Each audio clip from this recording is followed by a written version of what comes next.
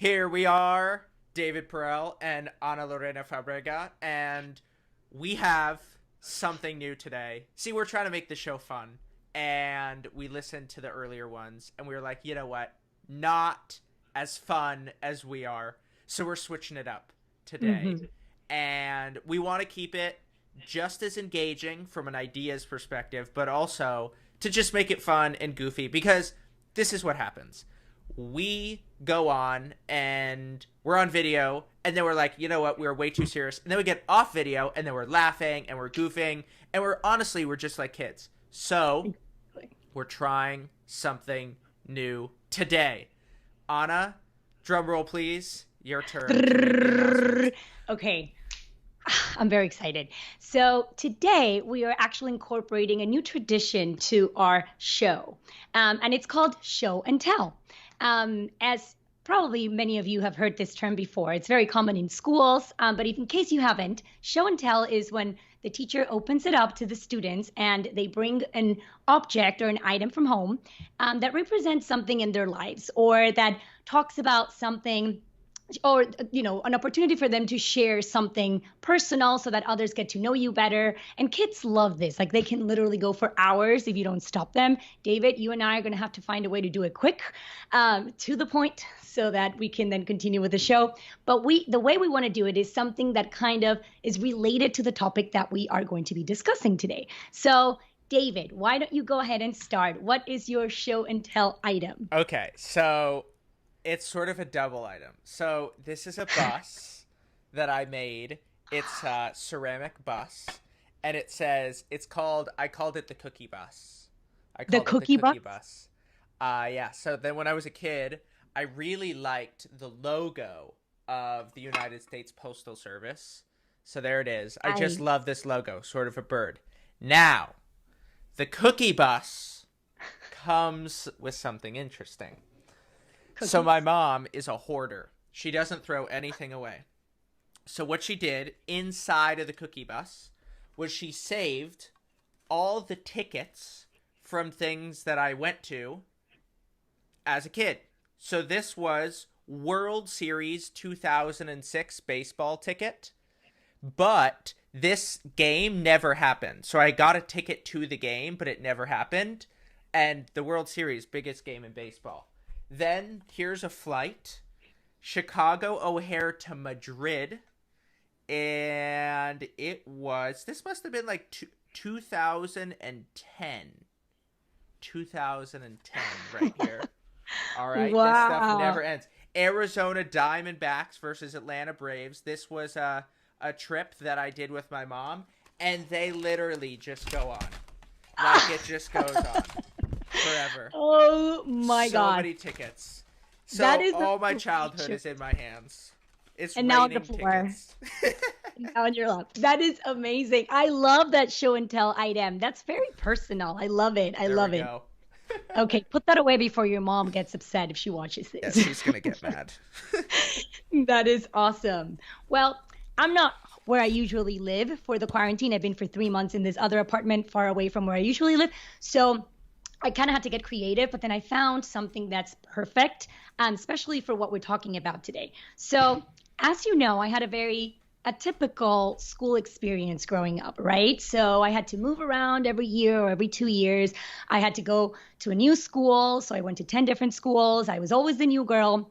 And, I talk a lot, and that obviously helped me making friends. But then there was these countries where I moved to where I didn't speak the language. So, for example, when I moved to India, I went to an American school, but I didn't speak English yet. Then when I moved to Brazil, I didn't speak Portuguese yet. So at the beginning, sometimes talking wouldn't help. So, you know this, David, but I love playing games.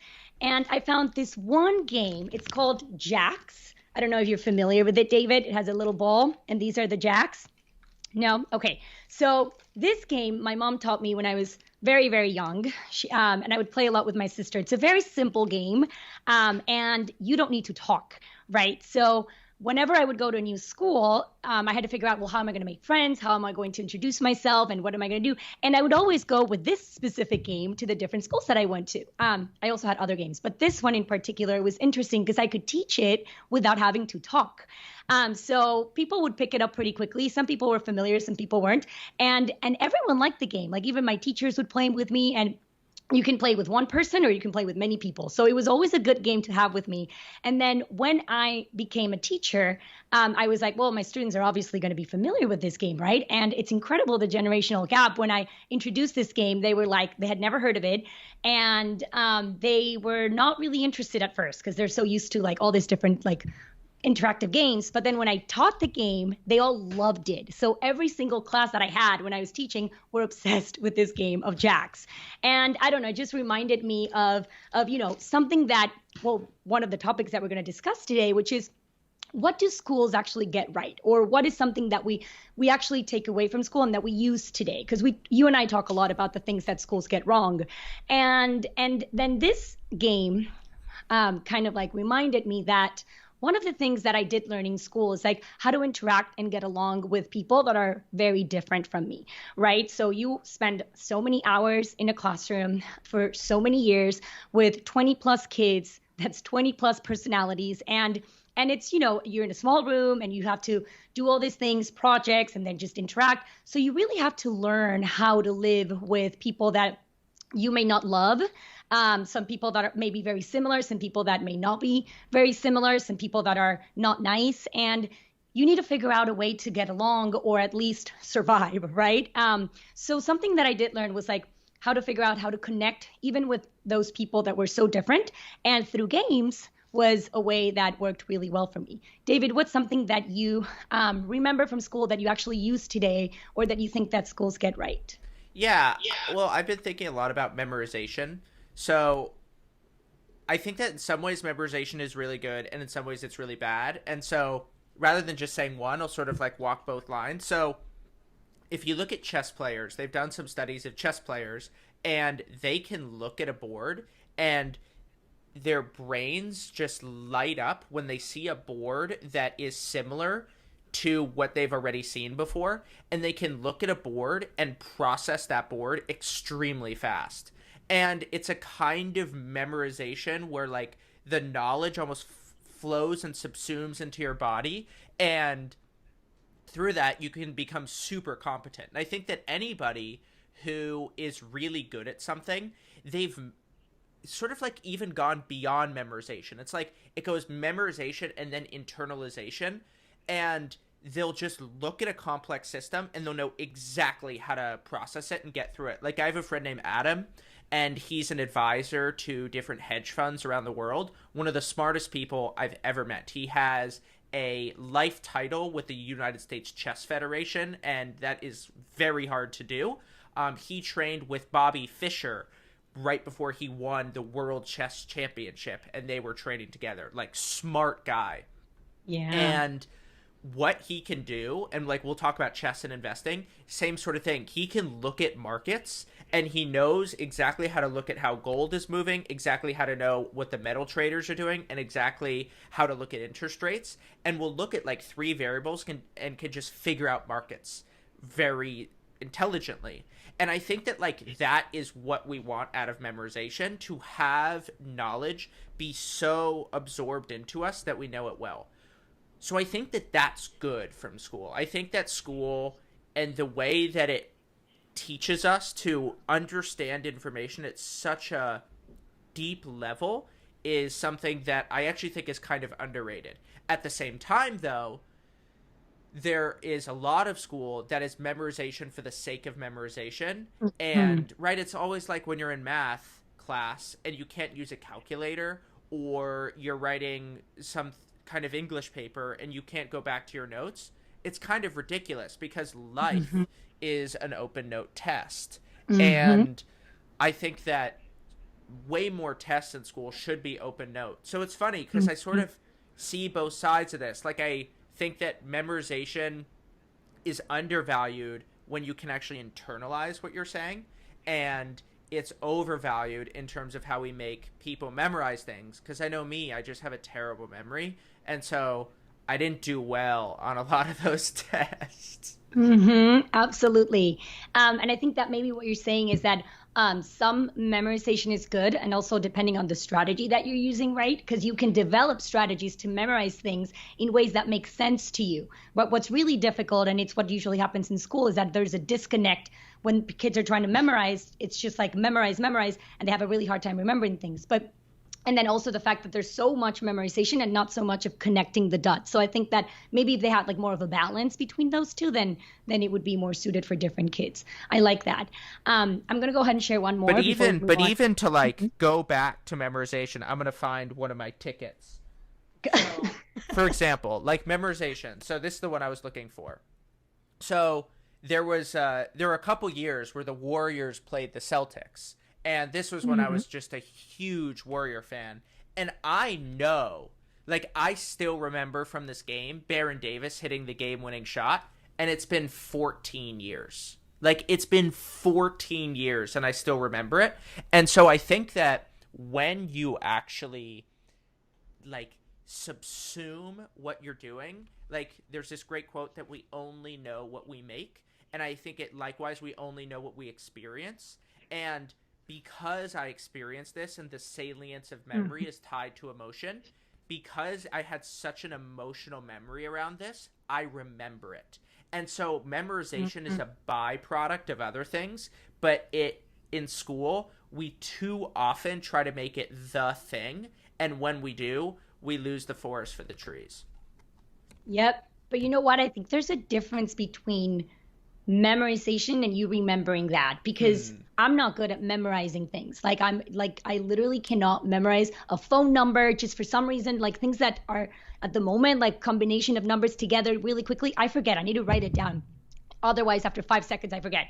But I have a very good memory in terms of experiences. Like sometimes people are like, "How do you even remember that? That was so long ago." And for some reason, when it's a vivid experience, I do remember. But when it comes to memorizing facts that are disconnected, or history facts, or like I don't know, multiplication facts. At this point, of course, I know them. I was a teacher. But those kind of things that are just memorizing for the sake of it, those are harder. And I think that is what school mostly focuses on when it's comes to memorization, rather than like providing experiences that make you remember, kind of like what you just said. Yeah, well, that's interesting because the question is, can you experienceify facts? So if you know that you're good at memorizing experiences, how do you then take facts and put them onto experiences? And you said something that was disconnected facts. And that's what you don't want. Like, so Elon Musk has this great answer on Quora, or on Reddit, one of them, where somebody asks, how do you learn stuff? And he says that he pretends that knowledge is like a tree. And first you have to go learn the trunk of knowledge, and then you can focus on the branches, and then you can focus on the leaves. And what he's seeing is that in any field, there's like 8 to 12 things that you might need to know. And if you know those things, then you can get everything else. And what you said about disconnected facts, I think, is the problem. That if we don't have the tree branch, how are we supposed to remember the leaves? Because they can't actually hang on anything. I like that. I like that. David, why don't you explain to us what is unlearning, and then we're going to talk about that second part of our show today. Yeah, so I think unlearning is very difficult because let me explain this like this. So I had a conversation yesterday with a guy named Adam Bernstein, okay? And one of my favorite writers is a guy named Peter Bernstein. And when I was on the phone with Adam, like, I've now associated the name Bernstein with the name Peter, not Adam. So at the end of my call with Adam, I said, "Thanks, Peter," and I hung up. And totally embarrassing. But the problem is, I have already absorbed into this crazy brain that Bernstein should be Peter, not Adam. And so I totally embarrassed myself. And I think it's very hard to disassociate mental representations. And the way that this applies to school is we are trained to be dependent on the teacher Mm-hmm. to know what we should do. We are trained to follow the syllabus to know what we should read. And we are trained to look at other people, other students, to know how we should act.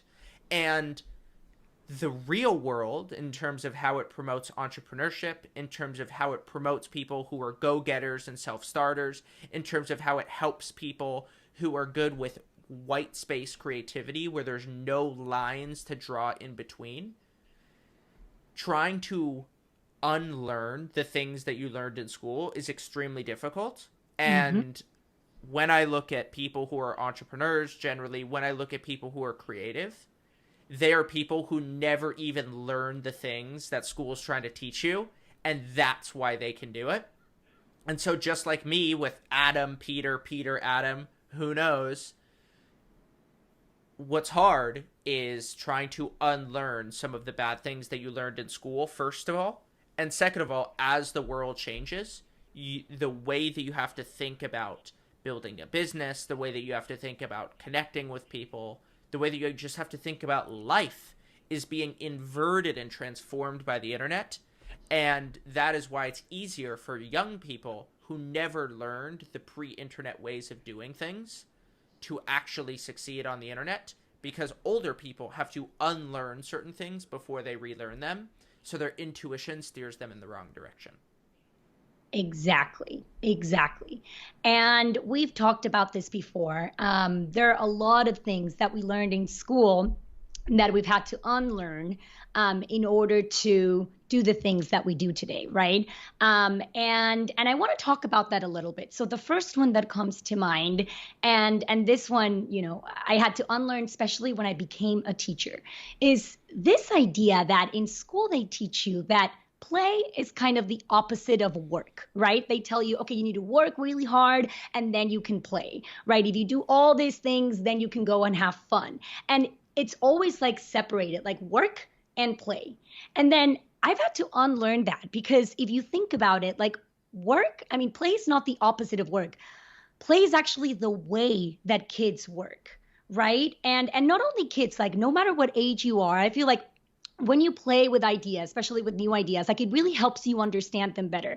And with kids in particular, it's almost impossible to separate learning and play. Like it's almost like they're woven together, right? Like play enhances learning, play reinforces whatever it is that you've learned. It is how kids begin to use what they know about, the world, or in a real way. Like that is what makes sense to them. So in order, like, instead of trying to separate it and see it as two different things, see it as something that has to go together in order to achieve the most learning, at least with kids. And I know that this is something that you and I do really well too. Like you and I work together, we talk all the time, we're always in this, but we always incorporate that play element, and we actually see work. I mean, we always joke that what's a Saturday and what's a Sunday, right? Like we don't really have weekdays, we don't really have a schedule, because we really like what we do. And of course, it's not always fun and games, but we do try to, we enjoy what we do, and we try to see it like play.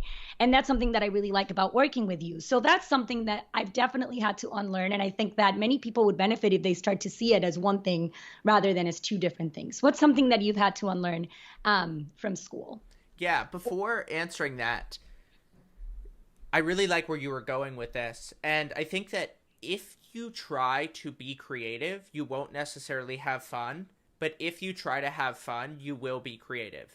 And whenever I try to make things, try to start with the idea of having fun. It's the same reason why in the writing course I teach, I encourage people to just write about the thing that is bringing out their energy today.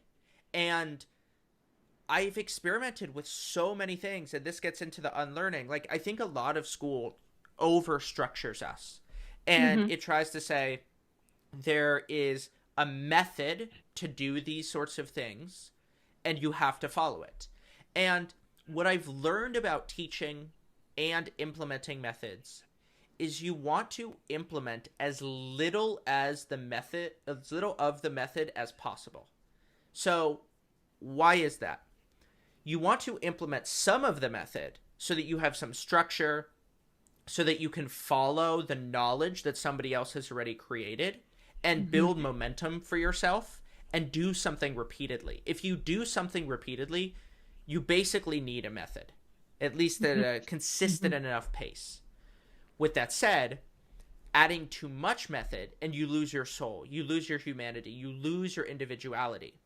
And so what school does is we just keep adding to the method. So often the individual, the first instantiation of the method is really good, but then it becomes this tyrannical system where I have to follow instructions, I have to follow protocol.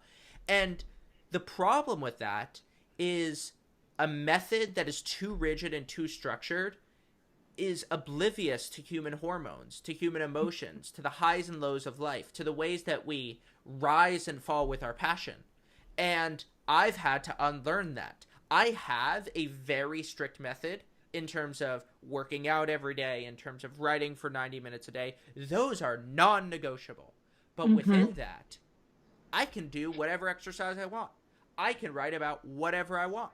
And adding any more structure is just going to take away my energy. And you know what? That is exactly one of the other things that I've had to unlearn. Like, David, have you realized that creative work looks nothing like the linear step-by-step process that you find in most schools? Like, creative work is, non-linear. Like, it takes time and there are pathways and you kind of like deviate and then you come back to it, and you need to spend some time doing it in order for your ideas to float. And in school, it's kind of like you're going from one subject to the next, and it's 45 minutes or 50 minutes that you really never get into that creative flow. And then on top of that, and this is something that, again, we spoke about this when we talked about creativity, that I thought, that I was not creative growing up. And then one of the biggest things I've had to unlearn related to that is that in school, they expect kids to be creative and learn sitting down and being quiet, right? In school, like, you don't really have a lot of room to talk. And as you know, I love to talk. I need to talk in order to organize my ideas and to get those ideas flowing.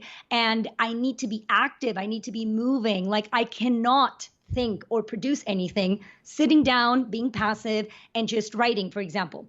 And you realized this quickly, and you were like, Anna, from now on, creativity, using your voice in your feet. I'll never forget. That's how you get your ideas flowing. Logic in your knees with your hand. And that's when I get my Post-its like a kid and I start putting things and I'm using my hands and I'm getting my ideas going. And then writing is with my fingertips in front of the screen, right? But that's what works for me. And in school, like, I just couldn't.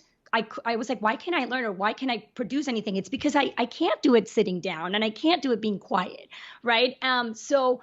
And this is kind of funny. Like 2 weeks ago, my mom called me and she said she showed me, she called me on FaceTime, a note that she found. She's cleaning the house and organizing the house because they're moving. A note from a teacher in Mexico that wrote to my parents. And I mean, this was very typical. Like, again, Anna can't stop talking. Like, we don't even know where to sit her anymore. Like, at this point, she's isolated in front of the room and she's still talking, ... to herself. That's what the note says in Spanish. And it's not that I'm crazy. It's not that no, it's just that that is the way that I would process things and that I would, organize my thinking. And so I had to talk. So you can imagine how hard it was for me to be in school. No, you are definitely like, the teacher's like, who is this psychopath? Exactly. And that's the kid that has ADHD, and that's the kid that does this and that. And it's like, no, I just have a different way of learning, and I am very creative. You're just forcing me to produce in a way that is not natural to me. And to be honest, it's not natural to most kids. Like, that's why so many teachers complain about behavior management and why can't the kids sit still? It's because they're not meant to sit still, We have so much, and I say we as if I were a kid. Oh my gosh, kids are so energetic. Like, they just have so much in them that they need to keep moving. So if you walked in my class, at first thing, when I was teaching, it would look like a mess because you had kids literally sitting on a desk, like sitting on top of the desk. You had kids standing up and reading, like literally standing up and reading. You had kids on the floor with their pillows, like laying down.